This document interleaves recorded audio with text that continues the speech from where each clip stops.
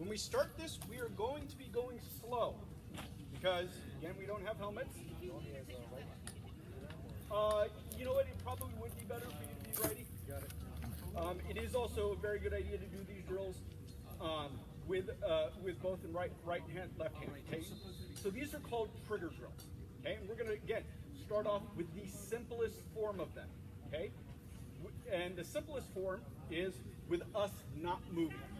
Okay, so how this works is one of us is the trainer and one is the trainee. Let's come back here just a little bit further in. Okay, so how this works is we are both in our stance. You're going to be the trainer, okay, and he's going to throw a flat snap. Okay, I am the trainee. I am going to throw a flat snap in return. Okay, now most of the time when we get into a sparring match, what happens is Johannes throws a shot, right, and I block it, and then I throw a shot, and he blocks it, and then he throws a shot, and I block it, and he throws a shot, and I throw a shot, right? We get into this pattern, right?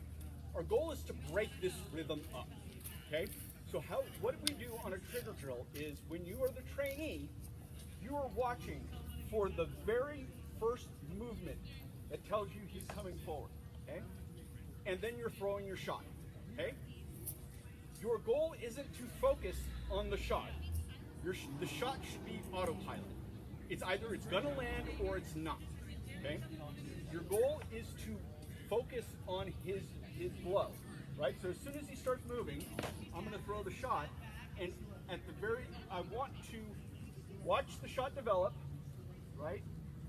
And then commit to my block at the last possible second, okay? I want to identify the shot as early as possible in the shot's development, but I want to react to it as late as possible, because what happens is I'm going to be the trainer here for a second. Okay, I'm throwing a shot, and he reacts to it, and if he goes, oh, he's going to the leg, right? That gives me that he's reacting to the shot too early. He is what's called pre-blocking, right? We want to avoid pre-blocking. We want to identify, oh, looks like it's going to the leg, and the decision point, the point at which I can no longer change which shot I'm throwing without stealing power from it or dramatically increasing the amount of time, is about here, right? Because once I start coming out, I can bring it up. But if he reacts to it, oh, his leg, right? I now have an open shot, right? These are how the pre-blocking instinct is how we get exploited with feints, right? Anybody who has good feints will eat you alive, right? So you want to watch this shot develop as he's throwing it, and commit to the block at the last possible second. Now, here are some of the things that happen. Okay, you start pre-blocking, right? You know which shot your opponent is throwing, so you just go into a block where it's going to be there automatically. And I don't have to move to it at all, right? And I'm now throwing a shot here, and I'm not actually reacting to what it is he's doing, right? You want to make sure that you're coming back to your home position every single time and reacting to the blow. So if you're the trainer and you see your trainee starting to pre-block or overblock or not returning to their normal, change the shot, right? Force them to stay honest with their blocks. Okay? So we go, he throws one, I throw one.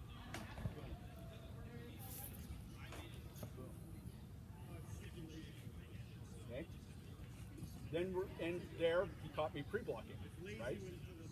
So now the next thing is that, so the rep goes, he's going to throw all the different shots at me, and I'm going to return flat snaps. Okay, and we're going to do, generally we do 5 of these each. Okay, I'm not sure we're actually going to get to do this drill. I'm mostly recording it so that you guys have it for you when you get to it. So it's 1. I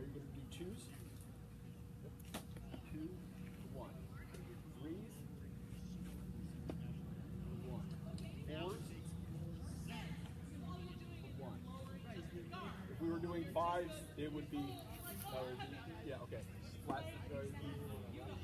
well, the first 4 would all be at the head, and the second 4 would all be at the leg. Okay, gotcha. It's fine. Okay? Once we go through those, then I'm going to change up. Now he's going to go back to throwing flat snaps. I'm going to return offside.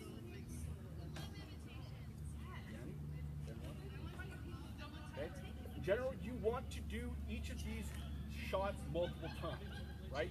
Nobody is going to get this on their first time.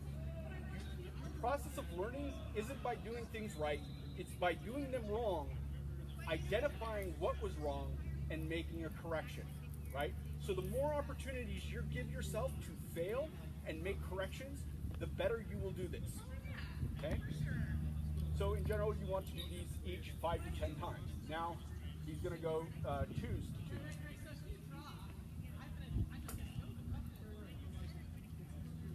Okay, 2s, 3s to 2. Yep.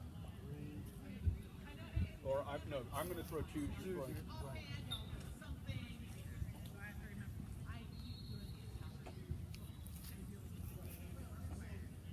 Okay, you're gonna throw 4s.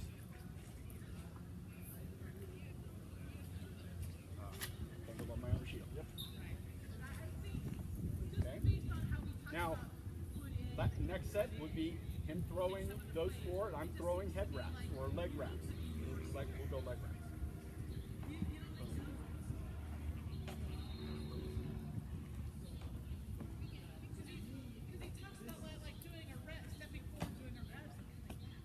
Okay.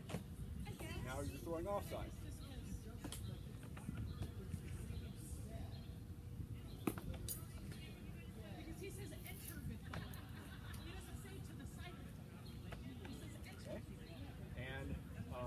Wraps.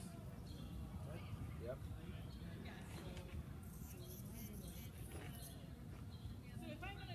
And we're not worried about taking steps yet. First part is to figure out the drill, figure out the rhythm of it. Okay? So you go through all of these different reps.